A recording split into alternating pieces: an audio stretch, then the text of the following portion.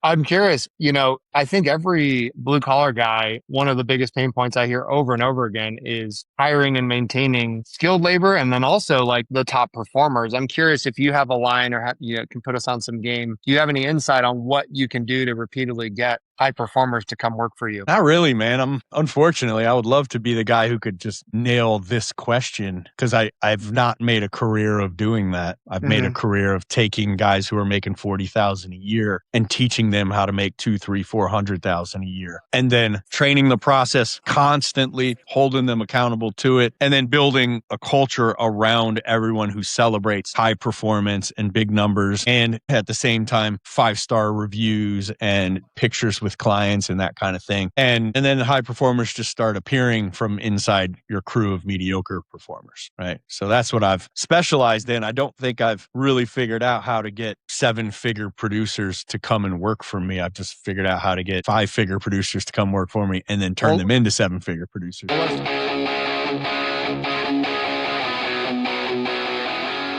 This episode is brought to you by 10x Nerds. If you're a business owner doing real revenue, there's a good chance you're overpaying in areas you haven't even looked at. Things like credit card processing, insurance, telecom, and more. 10x Nerds comes in, audits your expenses across 30 plus categories, and finds immediate savings. And here's the kicker. They only get paid if they save you money. It's a complete no-brainer. If you want to keep more of what you make, go check them out at 10xnerds.com. This episode is brought to you by Rakowski Law Firm. If you're a business owner or have built a level of wealth, but you don't have your estate plan dialed in, you're exposed. Rakowski Law Firm helps families and business owners protect their assets, avoid probate, and make sure everything transfers exactly how it should.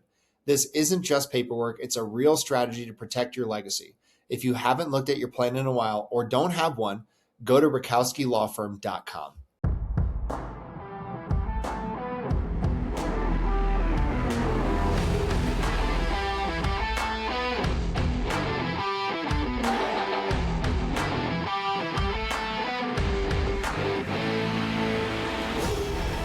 What is up, everybody? Welcome back to another episode of the Big Hitters Podcast. I'm joined by Brian Burton, who is host of the Waste No Day podcast. He's also a partner and GM with Benjamin Franklin's Plumbing in Phoenix. Brian is well known in the trades, kind of a voice in the trades. We have a lot of mutual connections, so I'm excited to kind of dive into it with him here today. He's also the founder of BlueCollarCloser.com, which is an online training community that hit 50K in monthly recurring revenue. That's impressive. And the 6 month in business last year. So that's amazing.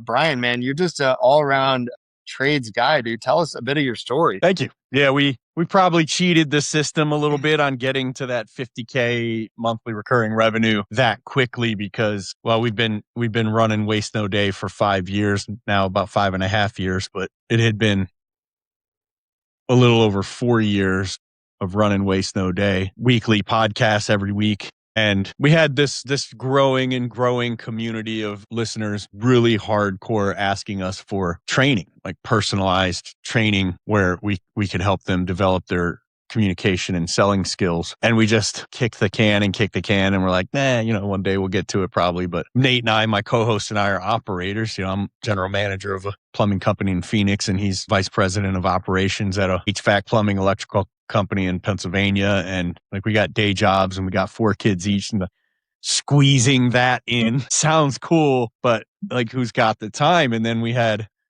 Brian Tracy on Waste No Day, who's been a massive mentor for me for most of my career, unbeknownst to him until we had him on the show. And he asked me after the show ended, we sat there and talked and he asked me he said, I listened to a couple of your episodes. It was great. You guys really went heavy on the compliments, which was amazing because I've considered him my dad for 20 years. And he said, I then went to your website. I went to the show's website. I looked everywhere I could.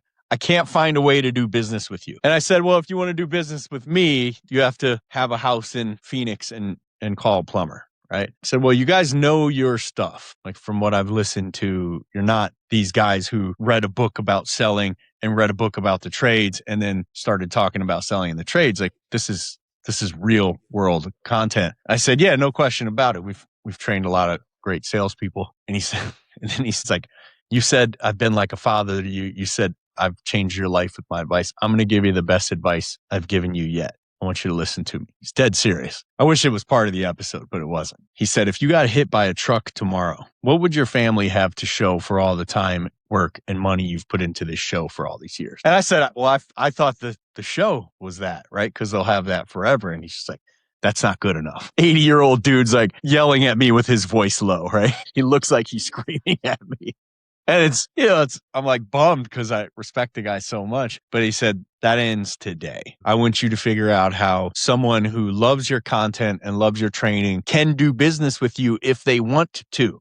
You've given enough. And I'm not saying start charging for your podcast, but create a vehicle whereby someone who wants more from you can pay you for it. And he wanted me to do something online. Because I told him we're going to start doing these boot camps pretty soon. And he said, that's good, but that's just the start. You need to do something online. And then that's where the idea for Blue Collar Closer on Alex Hormozy's school platform, SKOOL, was born. And it's like a community. There's around 350 people in there from like 5 different countries of home service sales professionals, skilled trades people. It's just going 24/7 with people texting and commenting and posting and helping each other out. And then there's a full classroom inside with videos of me training the GoPro sales system that I developed while I was in a truck. And it just goes nonstop, right? This thing just kind of runs by itself almost. And then there's 4 live training calls a week.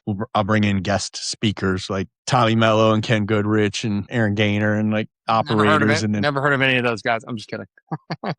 Brent Buckley's in there pretty often, and Coral Whale and Andrew Dobbins, our mutual friend. He's always a favorite when he goes in there and kicks some sales game. But yeah, so that's what happened with Blue Collar Closer.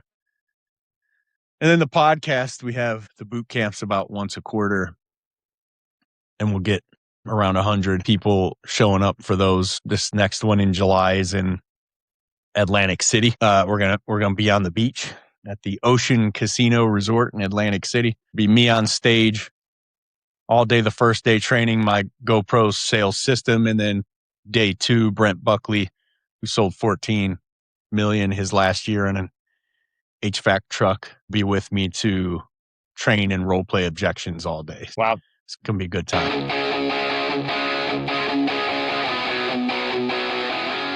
This episode is brought to you by my friend Silas Lagoy over at ForgeMark Wealth. If you're a high-income business owner or professional and feel like you're getting crushed by taxes, you're not alone. And more importantly, you're not stuck. ForgeMark Wealth specializes in advanced legal tax strategies and wealth planning designed to help you keep more of what you make, grow it efficiently, and actually build long-term freedom, not just income. If you're making serious money but don't have a real strategy behind it yet, I highly recommend connecting with Silas and his team. What's up, everybody? This episode is sponsored by ExitWise. If you're a business owner thinking about selling your company, whether that's now or years down the road, you need to know what your business is actually worth and how to maximize that exit. That's exactly what ExitWise does. They help you prepare, position, and ultimately sell your business by assembling a world-class team of M&A experts around you, guiding you from valuation all the way through closing. If you want to know what your business is really worth and how to increase that number before you sell, go check out exitwise.com and get ahead of it. Are you finding that most of the people in the group own their own shop, or are they like, do you get anybody who's just, hey, I'm a tech at a, HVAC shop or a plumbing shop, and like, I just want to get better? Yeah, I would say it's 80% owners. No, technicians who are Really? just like, let me in there. And there's 2 tiers. So there's the community tier that just gets you access to the community, a little tiny bit of the classroom, and the 4 live training calls a week. And that's $49 a month. And then there's the premium tier, which gets you full classroom and everything the group offers. That's $239 a month. We got 250 premium members, and then, I don't know, 90, 100 standard tier members. Yeah, most of them are home service techs and salespeople who just, pay for their career advancements. Yeah. Which is phenomenal. To me, it's like, I've been doing that for so long. I get confused by so few people doing it. So I went to Tom Hopkins Sales Boot Camp in 2004, 2005. And it changed the trajectory of my life, changed my career. Like, I didn't walk out of there and start making $200,000 a year the next year, but I got concepts and ideas and a mindset change that just turned me 2 inches to the right on my career. And now I can look back 21 years later and go, I'm here now. Had I not gone to that, I'd be over here. And guess which one pays better, right? So those little things, and I just keep doing those little things every year that just push me a slight bit further in the direction I want to be in. And they don't feel like they move the needle a ton in the moment. Like we were talking about home service freedom earlier, like going to home service freedom every year, or Pantheon or what have you, going to these conventions or a sales training or a seminar or what have you. I get sometimes the tiniest nugget out of a 2-day convention. Sometimes that it almost feels like there wasn't enough there to make it worth it. But then 3 years later, if I look back on that nugget I got, I'm like, that changed the game. It changed the game. As long as Aaron Gaynor talked a lot about this on his Waste No Day episode. As long as you can move from learning mode to execution mode at some point, there's nothing you can do and where you invest in yourself that won't really change the game for you and level you up if you can move to executing on it and just get out of your notepad. I have a thought now. What the concept of waste no day? I love that idea. I think about the scripture. And because it's in Ephesians, it talks about how the days are evil, right? Yeah. And so making the best use of time. Like, what's the concept behind that? The waste no day. The concept behind waste no day. That's a great question. Pete, my co-host, came up with the name, but that is how we were structured and structuring. And Nate and I were managers together at the location that he's still at in Lancaster, Pennsylvania. And we both joined the leadership team in 2013. And from 1959 to 2013, that company was sitting at $6 million in revenue and 4% net. And from the time he and I joined the leadership team, 2013 to when I left in 2023, we were at 32 million in revenue and 20% net. And our thing, not that we did it all ourselves, just 99.7%. No, but we were instrumental in the growth of it. And part of both of our thing was we just literally don't waste a day, and we try not to waste a moment. We're either grinding hard to build whatever it is we're trying to build, or we're spending the time getting better, sharpening the axe and getting better at building the thing we're trying to build. And we both just saw a substantial amount of waste in the daily life of a technician, more than anyone in the business. Drive time squandered, just pissed out the window with music and Joe Rogan or whatever. And like, I listen to some of these podcasts or stand-up comedy, which I listen to, but like not in the workday. That it just has no business being between 6:30 on your drive to the shop and 5:00 on your drive home or whatever. It's like, you've got this window to either be making money or getting better at making money.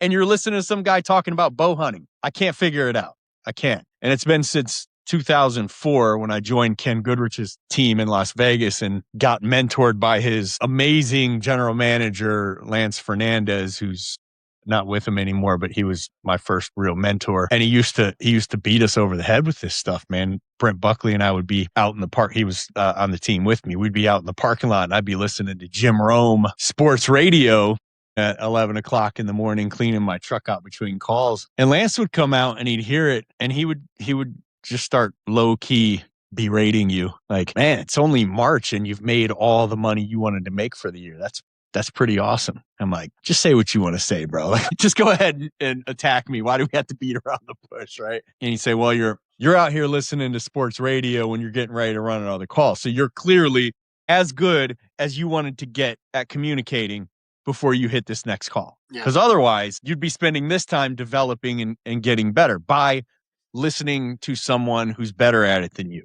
And in 2004, like, we didn't have YouTube, right? It was just cassette tapes that plugged into the truck dash, and then you got to flip over to side B, and that's what we had. But for him, like, that's how you should be spending your time. As much as I hate criticism like anybody else, if I sat there and thought about it, I couldn't disagree with the guy, right? Like, I didn't want him to take it out on me, but I couldn't say he was wrong. So I made a commitment to myself. I wasn't doing it anymore, and I got $100 bill and I put it in a book in my glove box.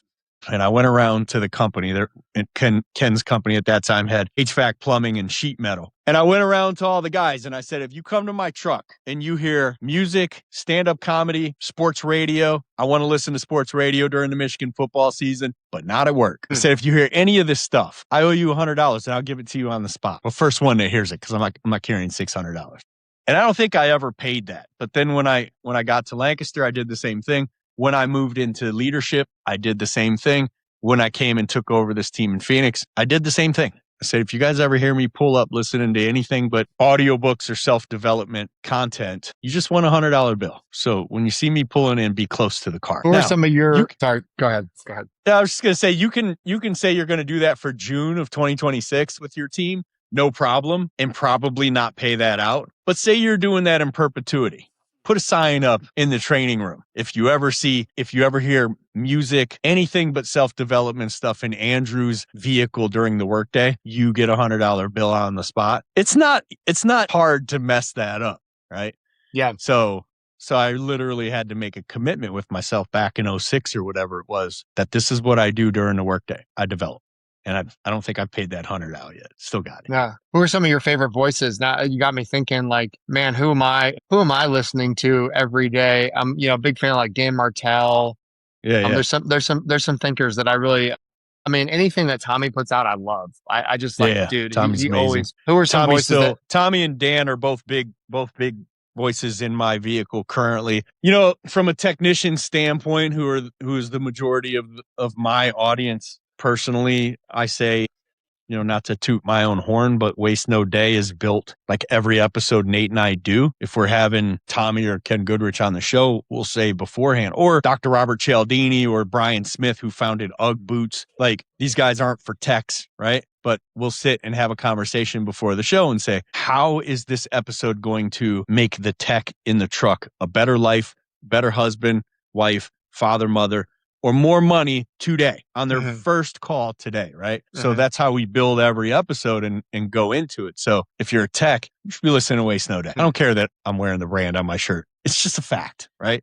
Because we go into it saying, if I'm still in a truck in 2006, what did I need to hear this morning when I popped that show on my way to a call? And I try to think of my worst days in the field, my crappiest days where I hated this trade, and I'd go be a busboy at a restaurant to get out of it if it would pay my bills, right? So that's the day we assume everyone's having every day. And then this is how we structure the episode for them. So Waste No Day would be big. Dan Martell and Tommy are huge for me. I put a lot of technicians onto Tommy, and the feedback is oftentimes it's too high level. It's all business stuff, bro. It's not really feeding me through my day. So, but there's also like HVAC Masters of the Hustle, Jason Walker. He interviews high-level salespeople every episode. Weldon Long has a lot of content that's good. Gene Slade, Jeremy Miner, Andy Elliott, get a lot of pushback on him.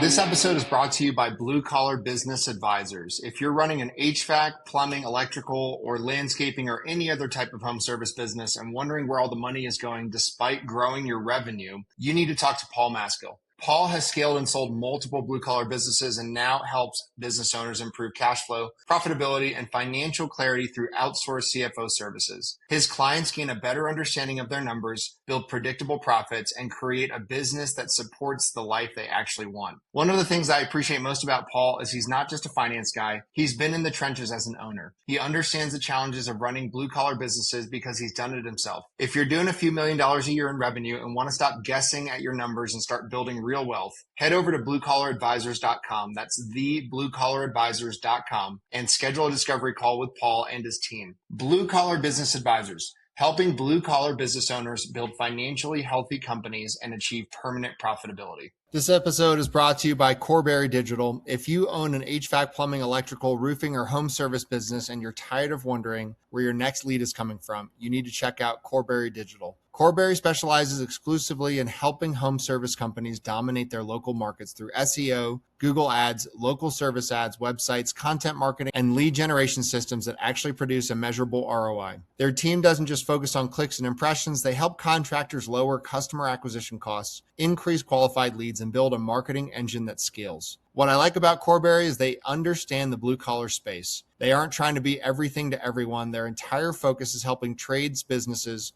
win in their backyard and generate more profitable jobs. If you're looking to grow your business, improve your online visibility, and build a marketing system that works, visit Corberry.com and schedule a strategy session with their team. That's Corberry.com. Tell them you heard about them on the podcast.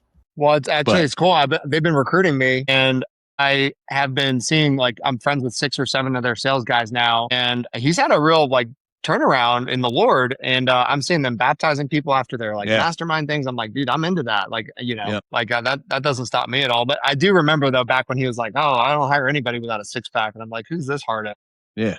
I like that part. I was like, yeah, all right, standards, baby. Let's go. Yeah. So he was on the show a couple times, or I did his show, and we actually turned it into a Waste No Day episode. But yeah, I get a little pushback from some of the guys on some of the sales trainers out there. But for me, it's like, who would I listen to if I was still in a truck today? Them. Every sales trainer who has free content available, I would take in as much as I possibly could and do what I always did back when all there was Tom Hopkins, Brian Tracy, Jim Rohn, and Zig Ziglar, right? Most of these guys didn't exist in the early 2000s. I would take in the good. I would add it to my presentation. I would exclude the things I didn't like. And that's how I spent my day.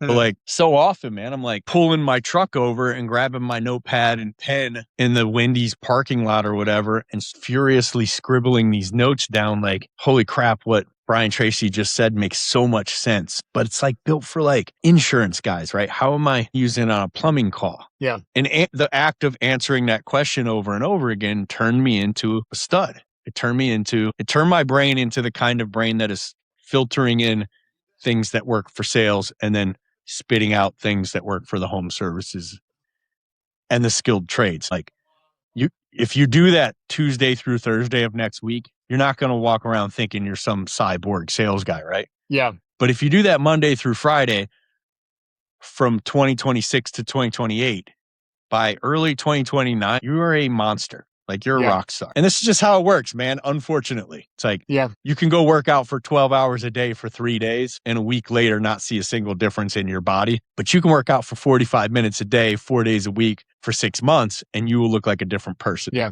that's great. I'm curious, I think every blue collar guy, one of the biggest pain points I hear over and over again is hiring and maintaining skilled labor, and then also like the top performers. I'm curious if you have a line or you can put us on some game.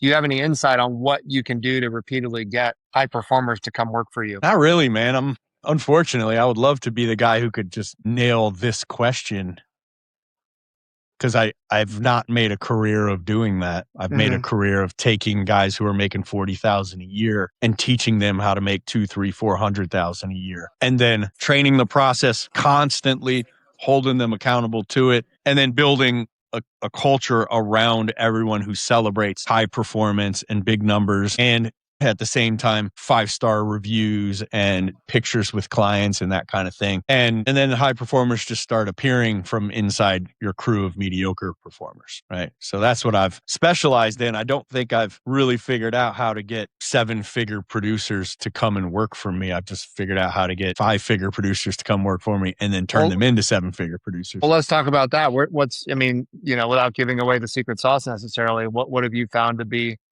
the process to do that? Yeah, I got no problem giving away the secret sauce. I've been giving it away for 5.5 years, and some people use it and some people then come and pay us for training and some don't. And it doesn't matter to me either way. So my system, I'll say it's a system. It's not the system, but my presentation system, which was built largely for turning maintenance calls into big tickets, is the GoPro selling system. This is what we train in Blue Collar Closer. It's what we train at the boot camp. And it's just a 5-step process for going from pulling up in front of a call to leaving the call with a 4 or 5-figure job. So it starts with our GACA script, the G, which is gratitude, authorization, credibility, agreement. Gratitude's kind of the hinge for the whole system, where when we enter the home, we don't do the form method, which is find some commonality on family, occupation, recreation, or material possessions. I find that to be disingenuous when it's done to me personally. When someone walks in and in my hallway, they see a picture of like a snowy mountain or whatever, and they immediately go, "Do you ski?" I'm like, "No." "Oh, snowboard? You just like snow?" I'm like, "No, I hate snow. I moved out to Phoenix to get away from it." Right. But my wife thought it was a cool picture, right? Or whatever. "Your lawn is beautiful." And I'm like, "Yeah, I just cut it. I don't give a crap about it." That's my wife's thing. So I see people stall and fail all the time at this, or they had some window salesmen over several years ago who one guy pulls in my driveway, parks in the driveway, your old car, opens the door, can falls out, throws it back in, gets out in like his penny loafers and whatnot. And I'm just like, oh, he's like the salesman from 1980. And he walks in and immediately looks at a picture of me and my wife. And at that time, our 2 kids, we got 4 now, but he's like 2 inches from the picture. And he's like, "Is this your family?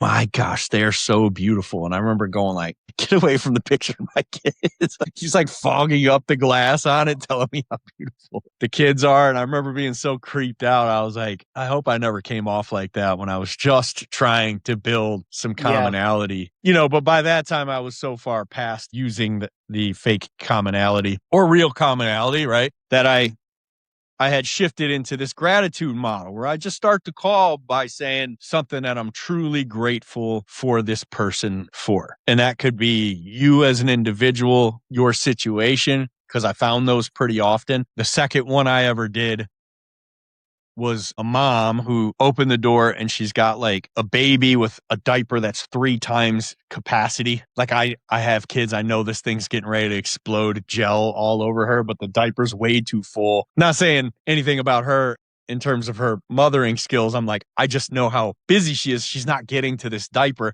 2 toddlers banging toys on the floor. And she's holding like an old cordless phone with the rubber stem on it. And as she opens the door, I look back behind her down the hall and I see a pot with steam coming off it. Like this lady's trying to cook and got this crying baby with a 7-pound diaper hanging over her forearm. And these 2 just smashing toys. And I just thought, I'm like, what a freaking nightmare.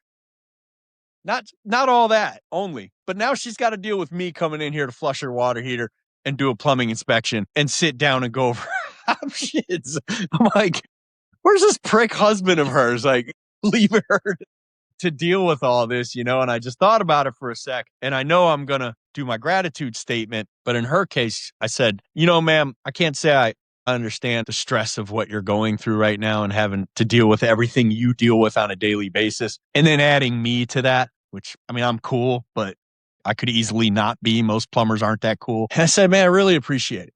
Not only you having me here and adding me to the stress of your day, but just what you're doing here, being home, raising these kids, making little good members of society and really juggling all the things you have to juggle and then shoehorning me into it. I appreciate what you're doing and I'm going to make this as stress-free as I possibly can. And if there's anything I can do for you to take a little stress off of your plate, I don't care if it's like run to the store or something. Just name it. I would be honored to do it." And then I talked about my mom a little bit, raising me and my twin brother in Southwest Detroit by herself, juggling job, night school, the hood, and keeping us from getting shot. Right. And she started tearing up. It's not what I was looking for because I don't deal well with like happiness and anger. All the other emotions in between, I get super uncomfortable. Right. So she chokes up, but our relationship flipped in that moment. I saw her as not only a human being, but an amazing person. And she saw me as a human being, no longer just the sales guy plumber that's coming to sell something, right? And I had already determined before that call that I'm doing gratitude instead of anything else on every call. And that one just kind of slipped in there, but that became my regular in that type of situation. So it's either the client and their situation, my team and how fortunate I am to be part of it. Like this is how great of a team this is. And thanks to you, I get to do this for a living and I have work today, right? Or my history and where I would be otherwise. And thank you to you, right? If I was doing it today, I would use the fact that my 18-year-old son just joined us last year as a plumbing apprentice. Had all the options in the world, degree, college, whatever. First Burton is going to get a degree. I'm paying, right? But he chose to be a plumbing apprentice and come up the trades like I did. So I'm super proud of that. And I would use that as part of my gratitude statement. But it's showering genuine gratitude on a person to begin the call. And I put a sticky note, and a lot of the technicians do as well, on my dashboard with tape across it with a G. And I would go to put my key in the ignition, and I would just tap that G, and I would read. We had paper back when I was in a truck, we didn't have iPads, but I'd read the call notes, and I'd be like, all right, Andrew Hathaway. I'll see a little bit of history if there was any job instructions, and I go, why am I glad that Andrew Hathaway exists this afternoon? And this is what I'm going to think about on the way to your house, right? So instead of traffic, dispatch, manager, fellow tech, negativity, arguing at home, whatever, being filtered into my brain, I'm pushing all that out, and I'm making room for why I'm grateful that this next client exists. And when I show up looking and feeling like that. And then as quickly as I can, I'm getting it off my plate and onto yours. And that's how we're starting our relationship. So I found that my calls were significantly easier than everyone else's. And people would ride along with me and go, dude, I could sell your clients. Your clients are just easy. And I'm like, you're right. You're absolutely right. And then they get out and sell, and they don't find it to be that easy. At that time, I wasn't training people on GACA. I was just doing it myself. But once people go through boot camp or blue collar closer and they learn how to own this and do it themselves, they find the rest of the call is just significantly easier, right? Number 2 is agreement. It's just, is there any issue with where my truck is parked? We do that in a no framing, like Chris Voss told us on episode 100 of Waste No Day, the never split the difference FBI hostage negotiator. And then, would you be opposed to me throwing my floor savers on and joining you in the house, right? So 2 quick authorization questions framed as no's. So the client feels, as Chris Voss said, feels like they can tell you no without repercussions, and their anxiety goes down, right? Versus what most sales trainers train, which is get them to say yes 200 times before you ask them to buy. And they're trained to say yes. They can't say no, which I never found to be true. Even when I did that kind of thing, I'm like, it's beautiful, isn't it? It's a nice day outside, isn't it? Oh, it's crappy out there with the rain, isn't it? The placement of the car is an interesting one to me. Like I felt that too. Like when someone I don't know parks outside my house, I feel weird, let alone maybe the guy blocks my driveway, maybe, maybe what are you doing? one of my neighbors is skittish about cars being in front of their house. Like that's like a really simple one that I just hadn't thought that much about. Yeah. Yeah. So the truck's going in front of the house. Really want the neighbors to see it anyway. It's a billboard. Parking in the driveway obstructs that oftentimes. But the biggest, and maybe you're leaking oil, who knows? But the biggest thing is, if it's time for you and I to sit down and me to cover your options and ask you to buy, and all of a sudden you get a text from your spouse who's outside trying to pull in, and I have to go move the truck, I have just lost all of the momentum that we've built to you taking ownership of this product or service. Yeah. So the last thing we want to do is have to move a truck in the middle of the close. It kills all the momentum. So 2 quick authorizations. Is one of your agreements, Brian? I know there's a guy here in Colorado who says, he starts the calls like, hey, one of my goals here is to get a 5-star review, something like that. And on the front end of the call. Yeah, it's not part of the training, but we talk about it often in blue collar closer that, so we would this started with the NPS score. I don't know if you're familiar with that, but they would get either an email 2 days after we were there or a letter in the mail asking them to fill out a survey between 1 and 10. And that was tough because you're not there when they get it, and someone else could get it, right? So it was a butt kicker. So I would come in and I would say, Andrew, part of what I'm going to do today is provide you with a 10 level service. I'm committed to making sure that you receive a level 10 service from me today. If at any point between now and the end of this visit, I do something that makes you feel like it was a 9 or a 7 or a 2, would you do me a favor and just call a timeout and say, I didn't like that? That's good. I like that. And then at the end, I'm going to ask you to rate me on a scale of 1 to 10. Is that fair? So we get to the end of the call and I would say, you didn't stop me at any point. So can I assume I gave you a 10 level service today? And if the answer is yes, I would say now in 2 days, you're going to get an email or a letter from Net Promoter Score. Can I count on you to give me that 10? And I would make you shake my hand. Now it's Google, so it's so much easier. At the end of this visit, I'm going to ask you to give me a 5-star review. And at the end of the visit, I would go, did I earn that 5-star review? As soon as you say yes, right? We've got on our tablets, we've got a little Google button. All they have to do is put their phone near it and our Google account pops up and they can write us the rating right there. And as they're doing it, our team says, would it be too much to ask for you to throw a picture of you and me in there? And if they're like, if they struggle at all, then maybe we'll just say, just throw me and the dog in there. But if they're like, oh yeah, I'd love to get a pic of a selfie in there. And then oftentimes our team will say, let's do it by my truck. And we'll get the client to do a selfie, the Ben Franklin logo, the tech in the picture. And then the client's Google review has the client in it, which is great for your LSA and your GMB. Yeah, love it. I mean, what was the acronym or the lettering? It's gratitude, authorization, credibility is next. Just a 10-second. I mean, even the way we bring it up is just so you know you're in good hands. I want you to know I've been doing plumbing for 25 years. Or if you're fairly new, which a lot of guys are, between everyone we have at our shop, we have over 100 years of plumbing experience. So I'm confident that no matter what we run into today, we're going to take good care of you. And then agreement. And agreement is the second most important part of this, is where we're going to get 3 objections cleared out before we even get into the home, right? Like we might be at the front door still. And it's time commitment, permission to present, and all the decision makers are present. But watch how fast it happens and watch how little you realize it happens, right? So I go, Andrew, typically this type of call is going to be between 60 and 90 minutes total. If it's going to go much longer than that or much shorter than that, I'll come and let you know. Does that work? Awesome. If I find anything in my travels that I think you guys would really love having or that I think should be addressed, would you like me to bring it to your attention or just keep it to myself? Go ahead and role play with me, bro. Oh, no, sorry. Of course. I want to, bring it to my attention. You want to know? Okay, perfect. I was just thinking about the, like the auto place that's always like trying to upsell me on stuff. So I'm like, how would I respond in that situation? Yeah. And I'm in your home, right? So you feel a little more in control. And that's what the authorization step is for, to make you feel as in control as possible, because you are in control. I'm the authority on the plumbing system. I'm not going to forego that, but it's your house, right? So you say, yeah, no, definitely show me. And then I would say, is there anyone else who would want to be part of that conversation? Yes, my wife. Perfect. I'll get started. And I just go get started. So now I've got a time commitment of up to 90 minutes just to present, right? You asked me to show you anything. You were almost irritated by of course, it's my house. I want to know. Now I would feel bad if I didn't show you something, right? And then you told me your wife would want to be part of that conversation. So if I get to time to present and I go, what's your wife's name? Anna. And I'm getting ready to present you some options. And I go, Andrew, you said you would definitely want me to bring anything to your attention that I found that I think you'd enjoy or should be addressed.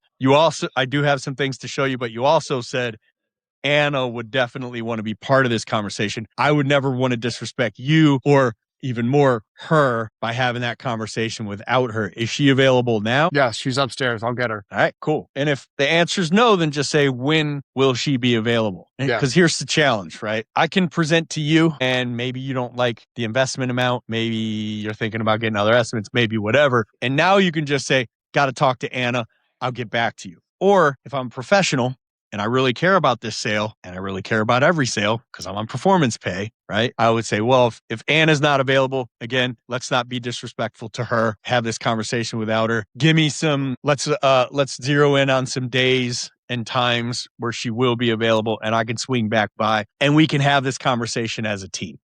Yeah, I love that. What time she get off today, right? And then you'll say she gets off at 5 and I'll say, well, I don't want to get here when she does.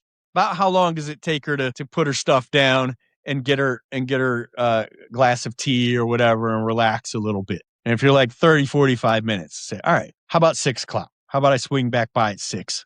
We'll relax, kitchen, living room, wherever's comfortable for you guys. And I'll show you everything I found. And that's how we run that, right? Yeah. We're going to eliminate. Weldon Long said this on his Waste of Day episode. He's like, if I tell you that I need my wife to be present to buy, right? And you go ahead and present to me anyway, we can't be friends. We just can't be friends. Yeah. It's like, your time is so valueless that you're going to spend another 40 minutes presenting to someone who can't buy from you. Like, why not just go show the kids in the driveway? Yeah. What's the point?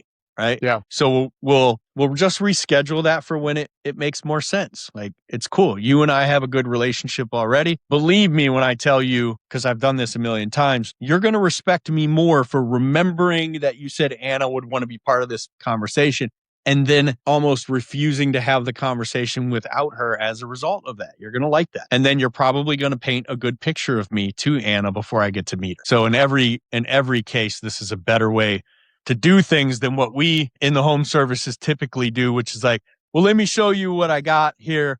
And then you have a conversation with Anna and I'll leave my card. I'm going to put my cell phone number on the back and you give me a call with any questions or if you want to move forward. Yeah. That call's not coming. It's not happening. Yeah, it doesn't happen. It's like less than 10% of people who get left with an estimate call back and purchase.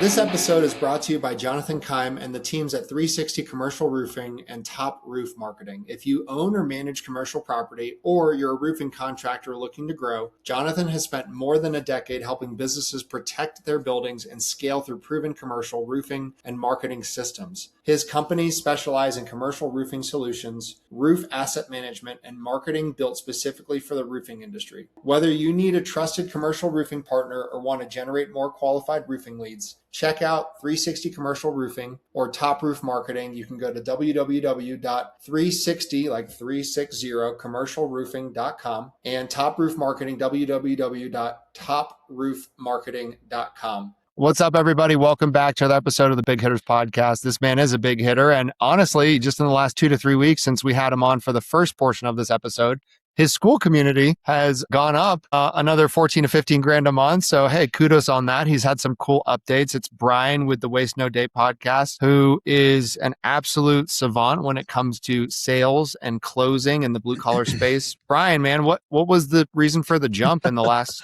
2-3 weeks? Let me just touch on savant. that feels a little big. An authority on sales in the blue collar space. That might be more accurate, but to give me that much savant level credit is probably a stretch. I've taken. I feel like I've just taken. I mean, like my bookshelf right here. You know, this is almost all big sales books. Yeah, Dr. Robert Cialdini and Brian Tracy and Tom Hopkins and Weldon Long and like all these monsters of the industry, and the 25 that I'm forgetting to mention, Tommy Mello's book and Ken Goodrich, you know. And I've just really put all their Chris Voss, and I've just taken all their work and put it together in a way that made sense to me running calls, right? yeah. And then I built a system out of that. And then I was fortunate enough to have all these guys on the podcast and gals. As I said, guys, I looked at Ellen Rohr's book. And I've been fortunate enough to have all these people on the show and then be able to take little bits from everybody and then package them into, probably more than anything, just take a lot of other people's stuff and put it into a system that worked for me running mostly plumbing maintenance calls for Ken Goodrich. And I turned that system into a successful selling system and then became a VP of sales for a plumbing HVAC electrical company and figured out how to translate that system into HVAC into electrical. So now comfort advisors and service techs and maintenance techs from those 3 industries and now 15 other industries that are members of Blue Collar Closer are all using a similar version of my system in their industry. But a savant would say I did it. I did not. I feel like I just took pieces from stuff that other people had developed and turned it into a home services process. Well, even the stuff with Chris Voss, because I know, and I actually was listening to your Sales Wars podcast with Andrew Dobbins, and you mentioned that again. I can tell that had a big impact on you. But even how I think it takes humility, Brian, for after being in the industry for decades to realize, oh, I was doing it the wrong way. Like the whole getting people to say yes a million times is BS, you know? Yeah. And it was painful too, man. If you've ever tried to do it, I don't know that anything I've ever done in a truck felt more disingenuous, less genuine to me as a person, is trying to get a bunch of questions asked that I know you're going to say no to in 5 or 10 minutes. Because you feel like that Verizon guy at Costco. Hey guys, it's hot out there, isn't it? And you're like, yeah, it's hot. Bet you guys are thirsty, huh? I'm like, I could use a drink. Yeah. And that's what they do, right? And they feel like they have 10 seconds to get you say yes as many times as they can. And then they finally hit you with would it help you guys to save 40% on your phone bill every month? It's easy for me because I'm like, I got a company phone. I don't pay for mine. We got to go. Just keep walking, you know? But that's what they're doing. And you know that's what they're doing, even if you've never been in sales or through sales training. And it feels, as my daughters would say, it feels ick, right? Yep. It feels super icky, and trying to do it yourself or make yourself be the type of person who does that, it just feels so fake and not like somebody I want to be. But I've done it many times, like trying to just be a better salesperson. And then Chris Voss comes along and he's like, yeah, well, the FBI spent the money and did the research to find out how effective this actually is. And they're going into hostage situations where, if we're on vacation in Venezuela and some terrorists take my daughter and they're like $1 million or you're getting her back in pieces, they fly Chris Voss out, right? They send Chris to Venezuela to negotiate on our behalf as a U.S. citizen. And part of the training is you don't ask any questions of the other party that gets them to say yes, because it raises the anxiety. You ask them questions even that you want a yes answer to in a no format. So like one thing Chris gave us on episode 100 of the Waste No Day podcast was, instead of asking people if my truck is parked in a good spot, you would say, is there any issue with where my truck is parked? Yeah. And they look back and they go, no, you're good. Great. Would you be opposed to me throwing my floor savers on and joining you in the house? No, not at all. Come on in.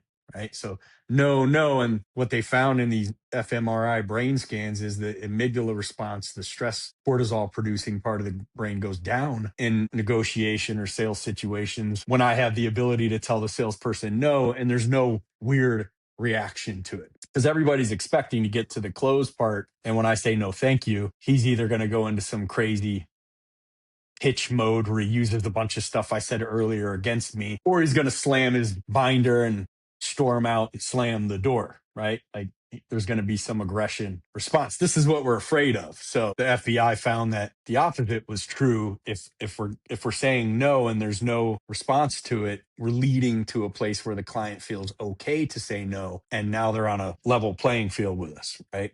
So it's easier to get us to say yes. And I found that to be I don't have my watch with me, but normally I'd show it, but I don't remember if we talked about this on part one.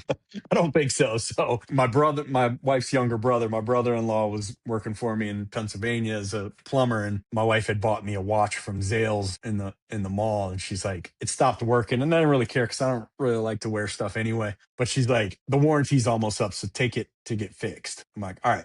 So I tell my brother-in-law, we got to swing by the mall after work. And I don't go to the mall, and he doesn't go to the mall. And, like most dudes, this is not a fun adventure for us. And we pull up at the first parking lot we see, and we go walking in, sliding doors open, and we walk in, and it's just a sea of women's shoes.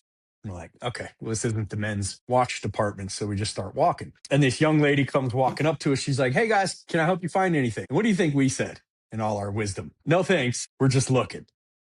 Right. And she just bails. She's like, all right, let me know if, she just disappears. And Matthew and I walked like 2 or 3 steps, and we both stop at the same time. And we're just like, nice going, idiot. Like we blame each other. Like we absolutely could have used her help finding something, right? Show me where the watch store is. And I thought, shame on us for letting our fear of being sold get the better of us, but also shame on her trainer for letting that be the end of the conversation. Not her personally, but whoever trained her to say, let's just go one more layer down. Like, it's not going to be the end of the world. So what if she just said, hey, guys, you don't look like you're looking for women's shoes. And I would look at Matthew and go, well, maybe he is, but you're not, right? But even if you are, I can save you a lot of time by finding the size you're looking for and the style you're looking for, whatever it is. Let's save you a few minutes. What are you looking for? What would we have said? How dare you? I already told you I was. No, like there's no crazy visceral anger reaction happening where she went one layer deeper, and we're going to go, actually, we're looking for the men's watch section because I got a watch I need to take back. And she would have taken us right to Zales jewelry store, right? Yeah. But that's not what happened. We poked around Bonton's, this clothing store that's closed now, until we finally got out into the center and found one of those maps and found Zales and spent 15 extra minutes going to find the place, right? And we burned a lot of time unnecessarily. And the whole drive home, poor Matthew has to hear me breaking down what happened to us right there. Like, this was, I don't know, 10 years ago. I'm in my late 30s, and I'm a sales trainer, an accomplished salesperson, and a plumber. And I have no business being terrified of a 22-year-old lady selling me something I don't want, because it's not going to happen, right? Yeah. But there we were going, no thanks. We're just looking. And we broke that down all the way home. And I just figured out that in that even the slightest bit of pressure situation, there's a knee-jerk reaction on our part to say no, to feel in control. That's it. To feel somewhat in control. So it paired perfectly with a few years later.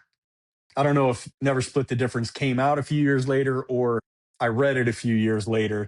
I was at the Global Leadership Summit, which is like a Christian leadership Summit. Now it's hosted by Craig Groeschel every year. Yeah. Love that guy. And Chris Voss was one of the speakers. And I remember them saying FBI lead hostage negotiator. And I'm like, yeah, like this is the kind of thing I'm looking for, right? And he talked about this on the stage. And then I got his book and I read the book and I was like, this makes perfect sense. This no oriented question thing makes perfect sense. And this was before we started Waste No Day. But I remember when Nate and I finally started Waste No Day, I'm going, dude, top of the list. Like the guys on top of the list, Chris Voss, Tom Hopkins, Brian Tracy, Jocko Willink. Like these were my Mount Rushmore of guests we had to get on. They've all been on the show since. Thank you very much. Jordan Peterson's up there now, but he's so sick. I don't think it's going to happen. I don't think he's ever going to go back to speaking, unfortunately, but still trying. So yeah, so that's how that all really came to be. I think there was a indication in my mind before I read the book that we were doing it wrong with this yes orientation questioning, because it almost felt like now not only are they gonna say no, but they're like pinching the end of the water hose to say no, because they've been saying yes to all these stupid mundane questions that don't mean anything for all this time. So when they say no, they're gonna say it with force, right? And they're gonna mean it. Yeah. So when I read that and Never Split the Difference and did some training on it with the team, and I joined the Black Swan Group's free newsletter immediately, and I got so much value out of that, and I still do. If you're not subscribed to that, Chris Voss's training company, the Black Swan Group, puts out a free weekly newsletter. It's loaded with valuable tips and strategies for sales, communication, negotiation. But yeah, so that's how that happened. I don't know how we got on that topic, but it wasn't humility as much as it was luck. I felt like, right? I was just blessed with this knowledge opportunity for something that didn't seem right to me anyway. So it was like perfect timing. Brian, what separates, because I know you've gotten to work with a lot of technicians, what separates the amazing $1 million producers from the ones that are kind of stuck at that $100,000 to $500,000 level? Like, have you noticed a difference maybe in their mindset and have they undergone some sort of training like the one that you do? Like, what's the big difference maker? Yeah, there's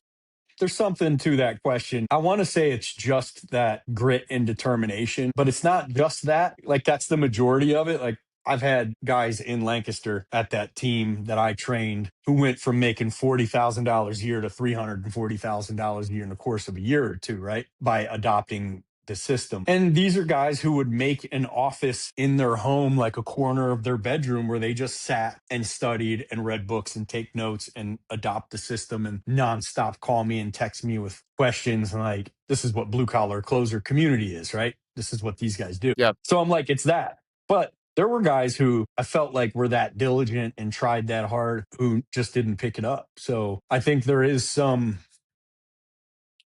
probably some measure of personality to it. There are guys who are just so shy and so reserved that it seems like they'll never be able to push themselves to the point where they'll push a client out. Like if you've ever been in a selling situation and you know the client's BSing you, like you know what somebody's saying, they're just full of crap. Like you have to be able to either call that out directly and be okay with feeling that, or at least be a bro and go, come on, man. Like what? You're good. Really? Right? Mm-hmm. One or the other, you're going to have to be able to force yourself to do, because we're never going to get to in any situation. Like, I'm a recovered addict and I talk to addicts to this day who hear my story on the show and they're going through something and struggling, and they'll get a hold of me and I'll go, yeah, well, you need to stop, bro. It's time to get into some recovery. I don't care what that recovery looks like. AA, NA, Teen Challenge, your church group. I didn't take any traditional path, but you got to get into something. And they go, oh yeah, I just don't have time. Well, I had to develop the ability to say, I didn't call you, right? Like I didn't call you and ask you to let me help you. You called me. So if you want help, then shut up with your excuses and your nonsense about you don't have time to not kill yourself because you got bills to, like, what? How the bill's going to get paid when you're dead from an opiate or alcohol overdose or a DUI takes you out of the game, right? So I don't feel like selling is any different. The consequences might not be as severe, but we have to be able to develop.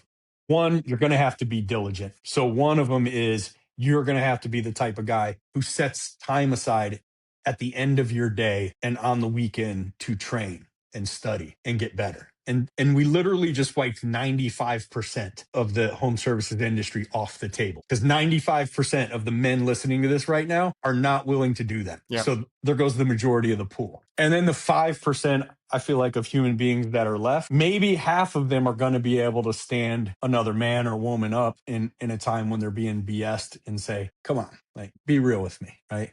Hey, if you don't like me, if you don't like the product, if you don't believe in us, just say so. But I got to talk to my Sherpa who's scaling Mount Everest right now, and he'll get down in 2 weeks and I'll give you a call back. Like, come on, bro. You have no ability to make a decision by yourself about your home and your finances. Like, come on, just tell me what's up. And we have to be able to have that conversation. And some people are never able to get that far. And the great part about having these like Rilla and Field Spark and Zero and Sales Pro and all these other like recording softwares is I can talk to guys now and I can say, level with me is part of the issue that you let your clients walk all over you. And they go, no, not at all. I'm very assertive with it. Okay.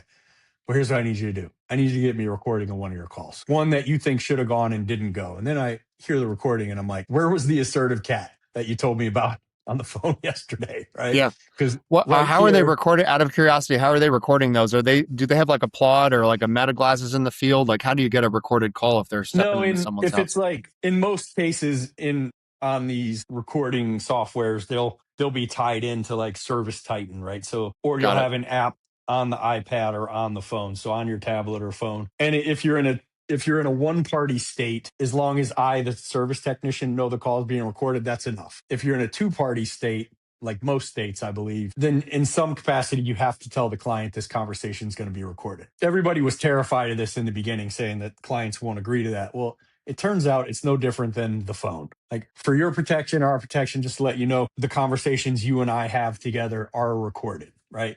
The parts where you're talking to your spouse, it's not. But when you and I are talking, that's recorded. And people are just like, all right, fine. That's pretty much been it. So they have the recording, and most people don't share it. I think there's some legal issues with sending me a recording or whatever, but they'll play it for me, and like I'll listen to it and I'll just say, we're missing some things here, right? And then an even cooler part of some of these softwares is they have an AI bot, like Rick is the AI bot in Rilla that will break the call down for you and tell you, like, here are the missed points. Here's where you could have asked for the business and didn't. Yeah.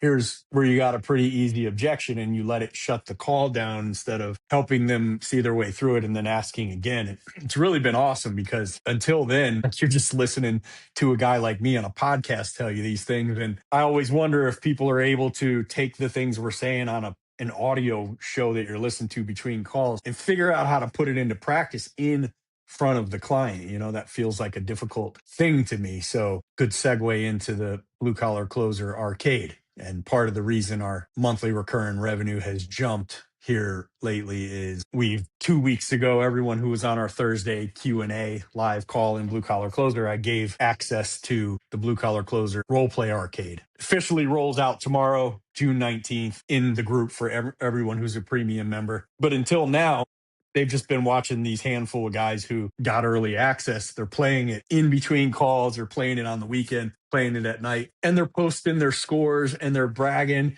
and they're pushing each other to try to beat my score. Because some of the cool things it has is a leaderboard, top 10 on the leaderboard at all times, 7-day running. So at the end of the week, it resets, and high scores are posted at all times. And like you have your own sheet, which is your rank. There's 7 ranks that you can get to get to official Blue Collar Closer. You have to get a minimum of 100 calls run with a minimum of 85% conversion rate. And that's not easy, because every time you rank up, the clients get harder, right? So you're running your there's either 16 or 18 industries loaded in. There's dozens and dozens, maybe 60 Waste No Day episodes have been loaded into this software. And all of my training in Blue Collar Closer is loaded into this software. So it knows my training like through and through, like back to front. The 7 Deadly Objections podcast, which is our most downloaded podcast episode, is loaded in there. So the clients push back in the way that you want them to for the 7 Deadly Objections, right? So you listen to the show, you learn the rebuttal, you get into the arcade and you role play with this client. And then whether you close it or not, you get scored. And then I pop up and give you coaching notes. Here's where you crushed it. Here's where you need to put in a little bit more work. And then it gives you the option to restart that exact same scenario with your coaching notes and try it again. So at every turn, you're getting better at doing this with a freaking client. And I'm like, everything we've done with the mindset of like, how do we make this for a tech in the field? For me in 2004, driving to my first call ever in a sales situation, what resource did I need on the way to that call? Well, first it was the podcast. Then it became this online community where I could talk to 300 something other men and women around the world at any time, day or night, because there's 5 different countries in there, and get help and maybe brag. When you sell a huge call in an HVAC truck, like you want to high five some people, right? Or even if you fail hard today, if you go 0 for 4, like you don't want to sink into yourself, so you want to celebrate somebody else's win. Oftentimes that can be as good as winning yourself, because it keeps you from sinking into the mire of, I spent 9 hours at work today and made $40. Yeah. It's a crushing blow, right? And then celebrating one of your friends' wins in the group can help you feel like something was accomplished today. So there's that. And then now I think the third level and the max level that we're at here, at least in our community, is now this arcade that's available 24/7. These clients don't sleep. These clients don't leave bad reviews. You really can't mess up badly in this game. And your high scores are posted and your friends are in there cheering you on or making fun of you when you crap the bed, hopefully. And everybody's trying to get the highest score on Calvin Calculus, who's a high level C on DISC, the ultimate engineer. And all he does is pick your numbers apart. He knows your competitor's price. He remembers what he paid for this 7 years ago. Like, he has all this data, and he's very difficult to sell. And you're just going to hit this guy over and over and over.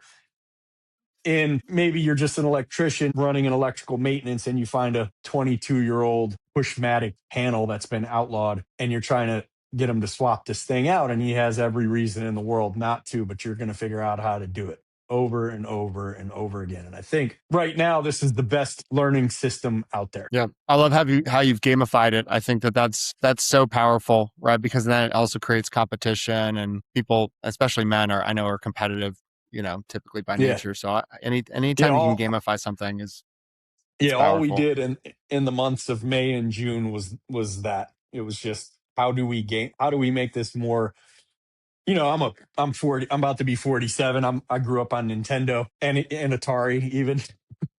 It's like, I can really like a game until you get my friends playing it and we're trying to beat each other's high scores. Now I love the same game, right? It makes the game that much more fun. Like when Halo dropped on the original Xbox, it was a game changer.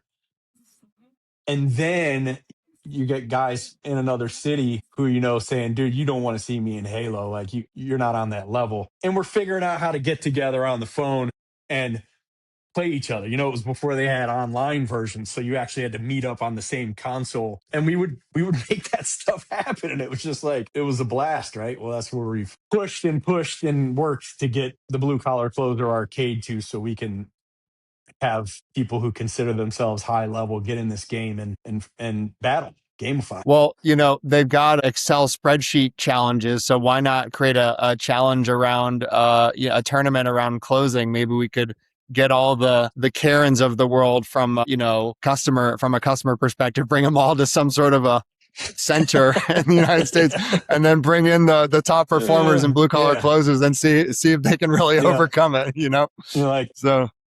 You're like, hey, Karen, hey, Mr. Patel, your jobs are only not to buy anything. And we're going to get some closers in here to see if we can change your mind. Yeah, that could be fun. Right. What's one thing we haven't talked about over the last 2 recordings that you get fired up about? Man, you're a passionate guy. You've got a lot going on.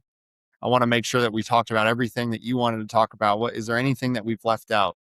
I've been going through a little bit of a place of excuses and blaming really Q1 of this year, both in the plumbing business with not having the calls we needed, and in blue collar closer, which I felt got a little stale, because like once you get through the classroom a couple times and you learn the content, then we're just relying on the community to make you want to stay, right? And I'm like, maybe it's not as fun or as grabbing as it needs to be. And maybe I'm blaming the community, or I'm blaming my partners in the business, or blaming marketing and the Ben Franklin.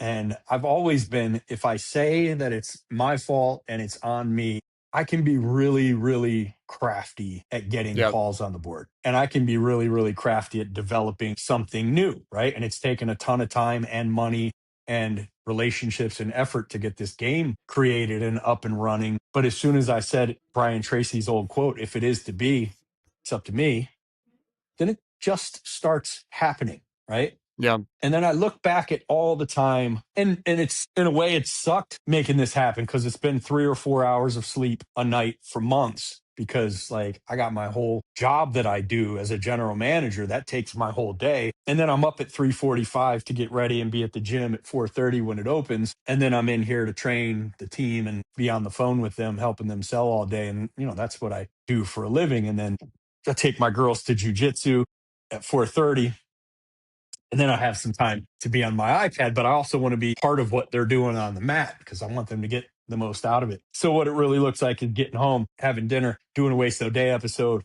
or somebody else's show, being on the Blue Collar Closer live calls, hanging with my wife, and then bedtime, right? And oftentimes from there, it's going to be, now the tablet gets opened up on my lap in bed, and I go to work on the arcade, and maybe I'm up till 12, 1 o'clock, and then I crash. My Aura and Claude, my board of health advisors, are so pissed at me right now, because I'm just undoing everything we've spent all these months doing for my health. But I'll just pop up at 3 o'clock, 45 minutes before the alarm goes off, with an idea for the arcade.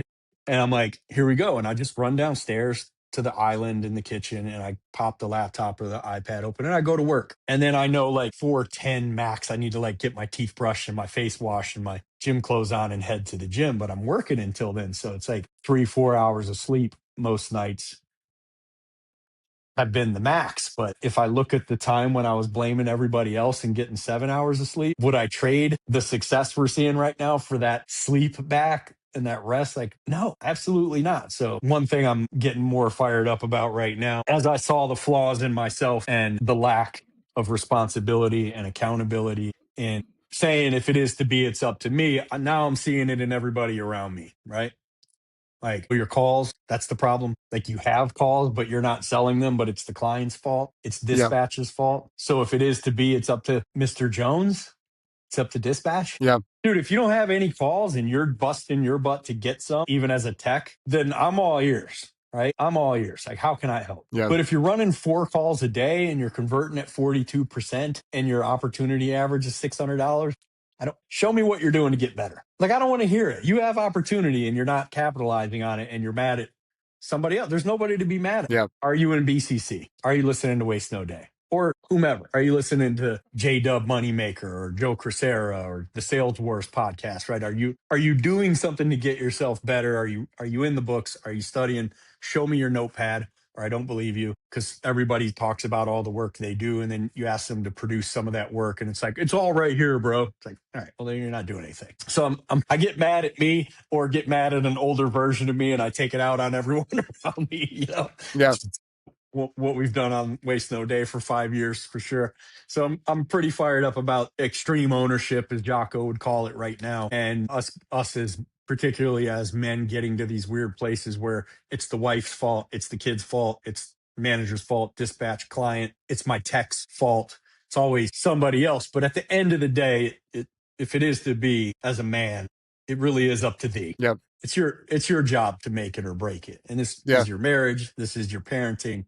It's your business. It's your truck. It's the calls you run. It's unfortunate because I can't blame anybody else, but it's fortunate because I can figure it out if I take that mindset, right? I can now look at it and say, I'm the only person who's going to do this, Yep. whatever this is. And now your brain starts working in a little bit different way. It starts working in a way where it is possible, and I'm going to figure out how it's going to work. And then you make it work, man. And you never feel more victorious and strong in your life than when you're taking that mindset and then you go make something happen. The only other version is the victim mindset. I can't imagine a lot of your audience wants to live in that mindset. So that's our choices. So where are we going? Extreme ownership, extreme victimhood. That's the choice. Yeah. That's powerful, man. I find myself slipping into that. I've been like wrestling with discouragement lately, and it's tempting to want to just blame it on outside factors, but we have 100% responsibility. Whenever Yeah. you feel like that, bro, shoot me a text. Tell me who all you're blaming. I'll switch the list up and I'll just put your name in every spot and send it back to you. And you'll send me the middle finger emoji and not text me for 2 weeks, and then we'll be cool. That's good, man. That's good. I love that. Well, Brian, where can people find you on all the things, the podcasts, the socials? Where can they go? Waste No Day podcast is on all the platforms. My main Facebook, my personal is Brian Burton BCC. I can't accept new friends on there because I'm over 5,000. I'm really popular. If you didn't know, I don't know if you knew that, but I'm super famous. You can follow me there, or yeah, that's pretty much it. Go to bluecollarcloser.com. Come see us in the arcade. There's a 7-day free trial. If you do the free trial, make sure you do the premium free trial, because that gives you access to the arcade for the 7 days. And I'm perfectly fine with people getting in there, trying it for free. If it's for you, stick around. If it's not for you, bail. If you know it's for you long term, I think you get a 25% discount if you buy the full year as opposed to monthly. That's what Andrew Dobbins did immediately. He's like, yeah, bro, I'm not burning an extra 25% a month for 12 months. I can write the check. So yeah, see you in there. I love that, man. Well, guys, go check it out. Brian, such an honor to have you on the show. I love the blue collar space, man. And I love like what you're doing to help it grow. Personal development, I think, is incredibly important. And I think one thing that I've noticed of the shops that are doing well is they really invest in their sales training. And I can't emphasize enough that I think, Brian, you're one of the best out there. And I love it as we've gone. I posted a small clip from our first recording, and some of the people that chimed in is like, oh yeah, we have all of our texts listen to Waste No Day. We love that podcast. So yeah, man, it's pretty cool. It's pretty cool what you're doing in the space. Reviews, please. Thank you. Okay. All right, guys. Yeah. In addition to following Brian, make sure you go post a good review on his stuff, man. Yeah, well, we can't thank you. I'll say the same thing for this podcast. If you listen to this podcast, you ever got anything out of it, even if you're a Waste No Day episode and you got something cool, or if you're a Waste No Day fan, you got something cool out of this conversation, write him a review.